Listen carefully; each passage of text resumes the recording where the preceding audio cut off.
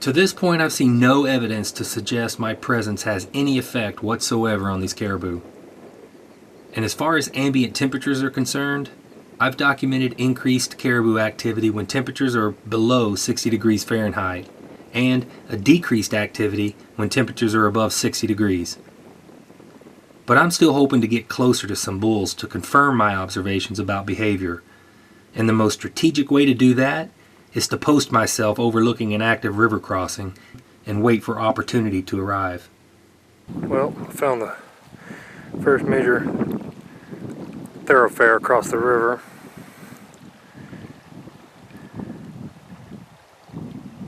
Those are decent bulls. They need to grow a little bit more though.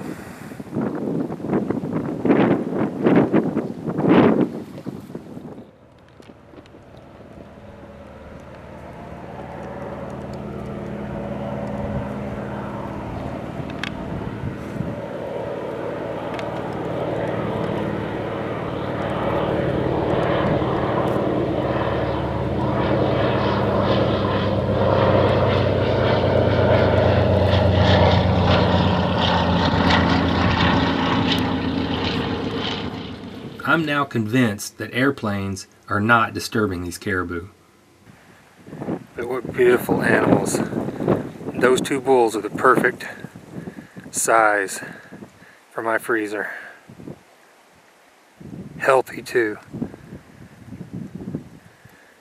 I've watched about 40 cows, roughly 10 to 12 calves, and 5 or 6 bulls. These are the finest of the day. Beautiful creatures.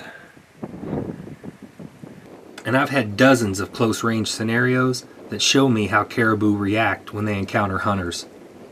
Here's a recent example from my 2015 hunt on the same river about 30 miles downstream. I set up an ambush based on their direction of movement and some fresh sign, which you can see in the lower right screen. I stayed below the washouts to conceal my movement. I dialed in my final stance when the animals were 20 yards from me, but I didn't have a clear shot. I crouched in front of a high bank in plain sight of this group and sat still. I selected a bull and waited for the group to separate. I was using a Glock 10mm and trying to film at the same time. Focus on the second bull from the left.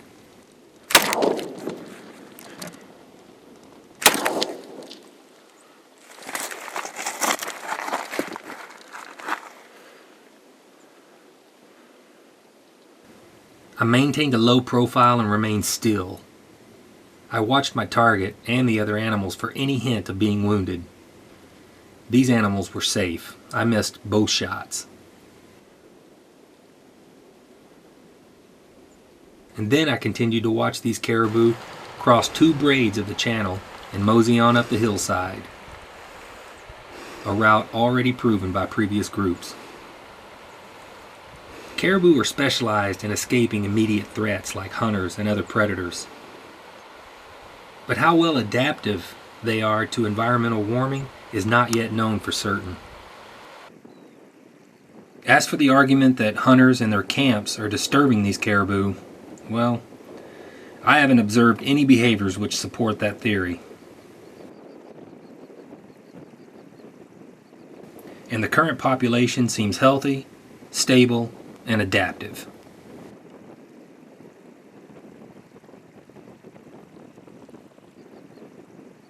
These massive thaw sites are happening all over the range of these caribou, not only in size and widespread distribution, but also in volume. That is a massive landslip with exposed permafrost. It's got to be a quarter of a mile long. There's a twin happening right over here. The whole side of that hill is melting and eroding.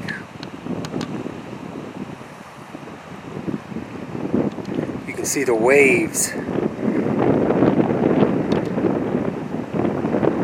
that earth just just sliding, slipping. It's gotten bigger even since last year. This is a very massive slip that's been occurring over a lot of time, and it's very much active. Go up here and check it out a little bit. Summer and fall daily temperatures have increased an average of 4.5 degrees in the past 20 years, based on readings obtained on this river alone. Temperature and weather are big stressors to caribou. There is no reversing or repairing this cycle as our climate continues to warm. I can't help but imagine how ancient minerals and primordial discharge from these sites are changing the water chemistry of this watershed and the surrounding food composition of these caribou. We have to learn to adapt to this changing environment just like the caribou. It's anyone's guess how much temperature and weather affect these caribou, but the best science shows that it has palpable effects on population dynamics, range distribution, and migration behavior. Well, I had to make a quick lean-to tarp over the willows in this little crevice near this creek, because we got a white squall out there that's blowing in, and I don't want any part of that. You know what I'm saying, Chachi?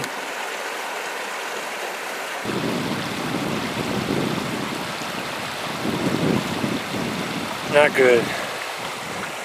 And Chachi's done. Daddy's done.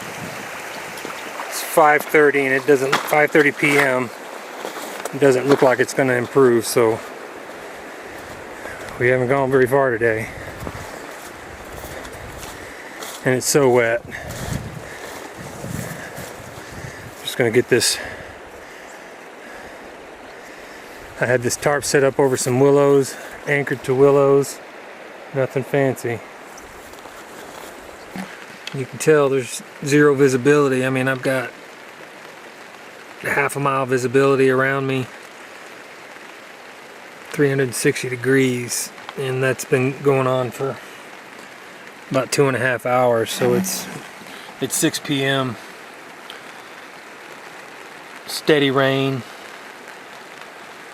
5 to 7 mile an hour wind, 10 to 12 mile an hour gust, and no end in sight. The temperature maintained a pretty steady 44 degrees today. We floated 3.5 miles.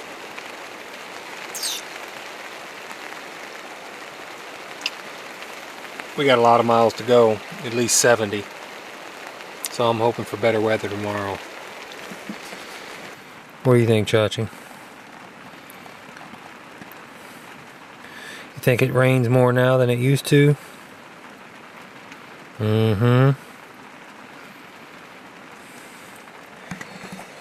Strange weather. 2 years in a row, same week, same weather pattern. That is, the weather for the first 4 days of the 2015 float was about the same as this 2016 weather pattern.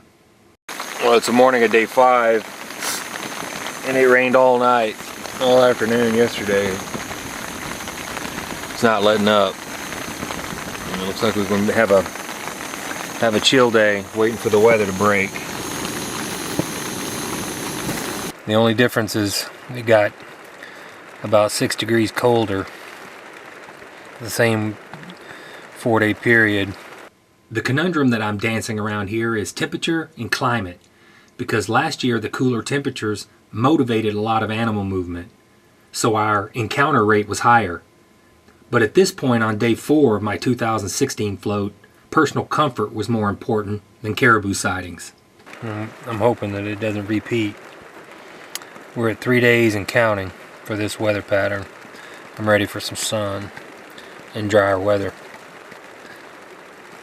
Day 4, 8 p.m. temperature check, 43 degrees. Dropped about 3 or 4 degrees last night, so got down to 39 about 3 o'clock this morning. We stayed pretty comfortable last night, but Chachi and I had to snuggle. More of the same, except swing! That's going to burn off some of this low-lying cloud cover, which is mostly condensation. I'm still trying to get woken up, but that sun brought me out of the tent at 6:30 a.m. and it's going to be a beautiful day. I'm excited about it. A lot of good opportunities today. I can already feel it. Animals are going to be moving around. Day 5, August 11th, started off cool and foggy. But these clearing skies mark the start of a week-long high-pressure system with climbing daytime temperatures. It would be 60 degrees by 1 p.m. And these skyline caribou reminded me that the clock was a-ticking. The weather had stabilized, the temperatures were in the low 40s, we were near a pulse of migrating caribou, and I expected animal sightings to be high. By 10 a.m. the ambient temperature was slightly above 50 degrees, and this is the magic temperature zone for bug activity. Mosquitoes, gnats, and flies prefer a temperature of 53 degrees, but the hardiest ones are active at 50 degrees Fahrenheit. I think the bugs are starting to aggravate them a bit. Still wind, 51 degrees. Gnats and mosquitoes are coming out in force. Every 30 minutes they're going to be more pronounced. These guys are running around the brush like they have lost their mind. Increased bug activity gets these caribou moving, and it's cool enough right now that they seem rather content as a community. If they had keyed in on 2 of their natural predators perched nearby, they sure didn't let it show.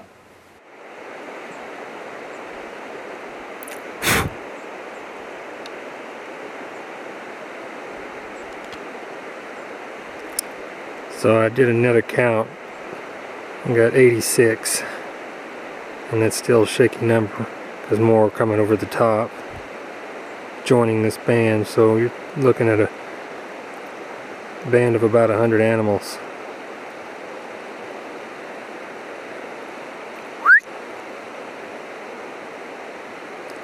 And that's a mixture of very healthy animals.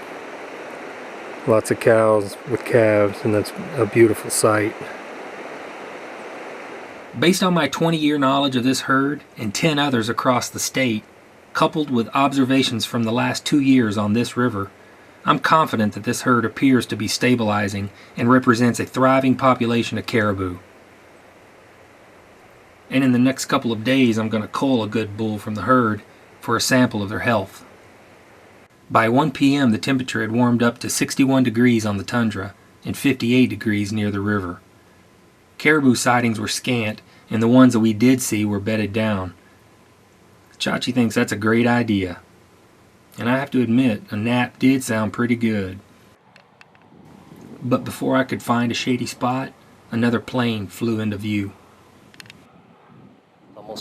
It's almost 2 p.m. Brooks Range Aviation's planes just flew over. Pretty high speed. They weren't scouting, they were moving out, trying to beat this weather, it looks like.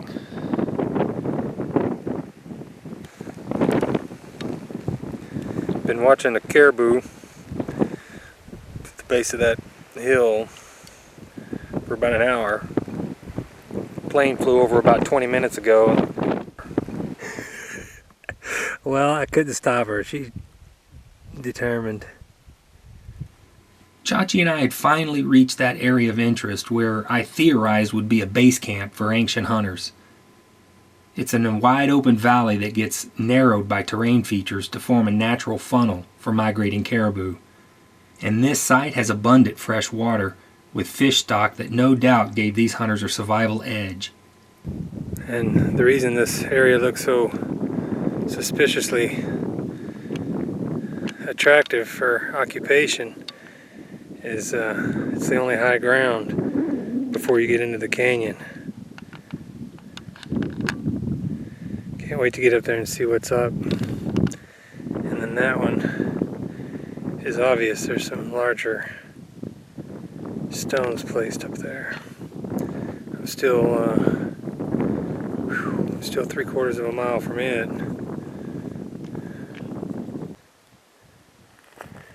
That is an old blind. Ancient hunters set those rocks atop one another and made a wall, a natural blind, and would ambush caribou and other animals as they come between the lake and this high country, which is inevitable. And that's only a stretch of about 120 yards, 150 at most.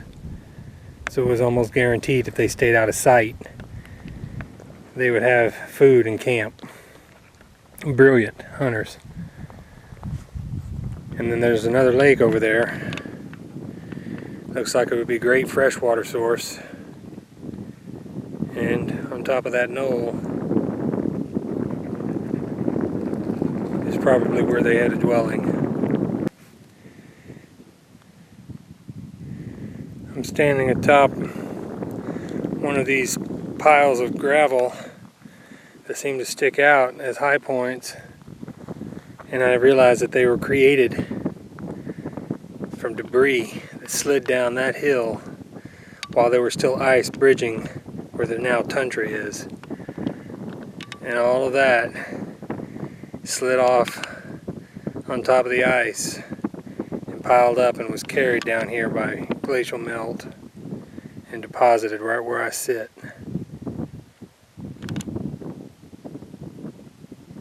And the same thing happened right there. The ice just happened to carry it and deposit it right there. That is absolutely amazing. Well, we're at the base of that hill where that large stone structure is, and there's a lot of bones with teeth marks on them here.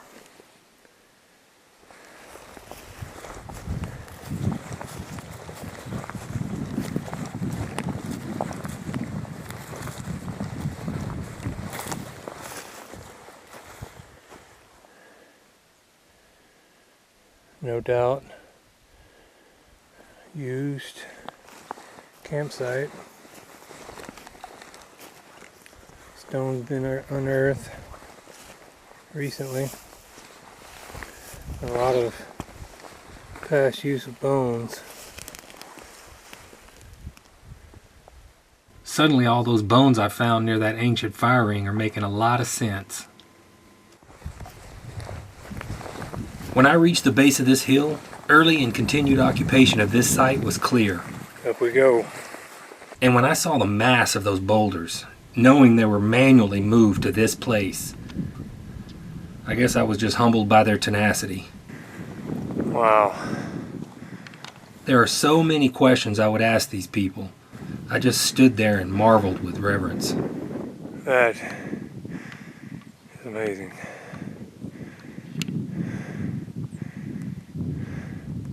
I hope I can do this justice, guys. But look at how incredible. This is final proof to me that Alaskans have hunted and coexisted with this herd on these federal lands for a long, long time. I just can't imagine that these people once caused caribou to avoid historic routes headed south. They simply counted on caribou to come through here, like they always have. In fact, just like I'm doing today. Descendants of these people now live in Barrow, Wainwright, Kivalina, Noatak, Kobuk, and beyond. Their culture and survival needs have changed, but their connection to these caribou is strong. I represent the non-local hunter who also has a long-standing, authentic connection to these caribou. With any luck, this film will inspire a sense of community value and a right to share this resource when the herd is stable. You're looking at thousands of years of human occupation at this site. So many bone fragments around. Just thousands. This site is unoccupied by hunters today because civilization swallowed their young. It's no longer convenient or logistically feasible for them. Yet the caribou remain here. And if you want to hunt these animals, you'll have to do it on their terms. These people knew that. But what I'm learning is that those terms have conditions, and those conditions are temperature sensitive. In 1997, I caught small grayling and baby Dolly Varden out of this small pond. This is what it looks like today.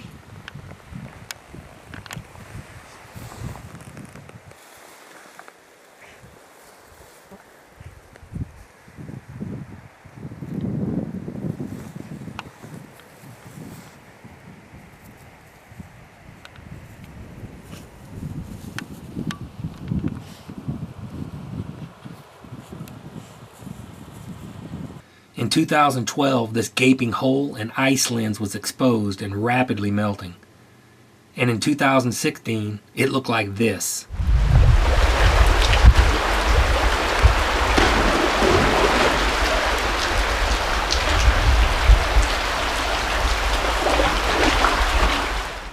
In 2015, my partner marveled at this giant ice lens. And in 2016, it looked like this.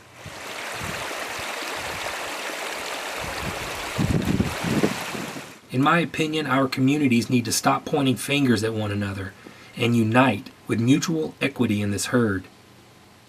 That way, all forms of traditional and scientific knowledge can bridge our understanding of these caribou.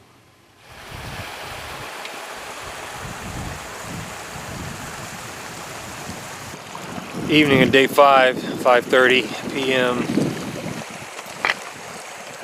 Chachi and I were getting hungry, so we pulled over to boil some water for Mountain House. Tonight it's pasta primavera. Yummy! That jet boil's working out pretty sweet, I must say. And that boat, I'm loving it. We're getting after it, aren't we, Chachi?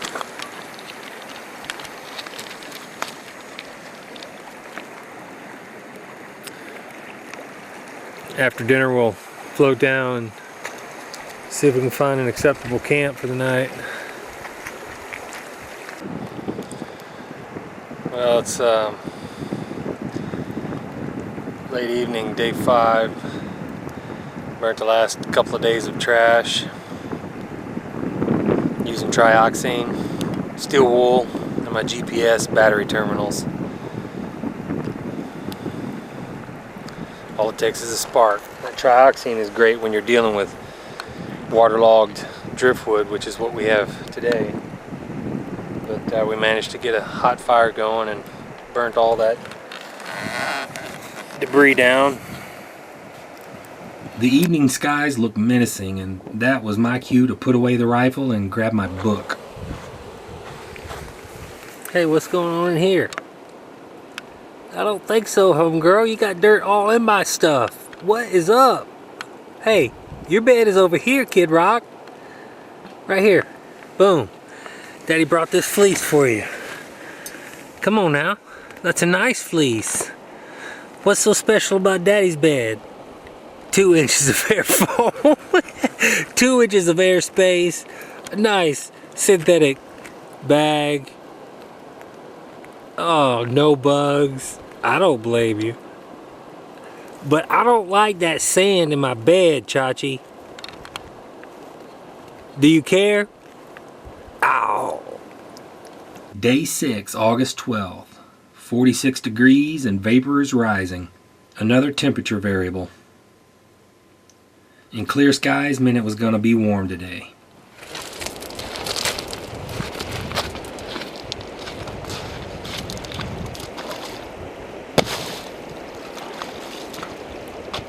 By now my routine is dialed in nicely. The lashing points on this boat, coupled with the carabiners on each bag, allows for creative uses such as a backrest in this case. And the last thing I do before taking off is revisit those old tracks to better evaluate how recent they might be. Last year this area was just crawling with caribou. But this year it's completely void of caribou in this spot and has been for the last 10 miles. While the temperature was ideal for caribou sightings, there was nothing moving through this area. I'd hit a void. It just tells me that I'm probably a week or 10 days early. 11:20, 52 degrees and climbing. Day 6. One thing I should not forget to mention about caribou hunting along a river is the potential to be in the thick of movement 1 mile, and before you realize you've done it, you've traveled beyond the migration path. In which case, you're screwed. For nearly 10 miles, all I found was old tracks on gravel bars, and those looked like cows and calves. These are pretty old. You can see it's definitely rained on it for a while. Say 5 days to a week. Frustrated that I may have already floated too far, I set up camp and hoped a straggler would wander near. Chachi has been a little sluggish since she drank from those primordial sluices. She'll be this way for the next 5 days. But I guess too that she could have just been in doggy heaven and simply been in chill mode. I can dig it. I was actually a little concerned for Chachi, and I had talked myself into the reality of my harvest prospects having floated by. So I called the pilot with my coordinates and asked him to come get us when he could fit it in. Woke up again to a really thick fog. Found this gravel bar, 700 feet long. It's got some clumps in it and some work to be done, but I think we can clean it up enough for a tricycle gear 206 to land on this bad boy.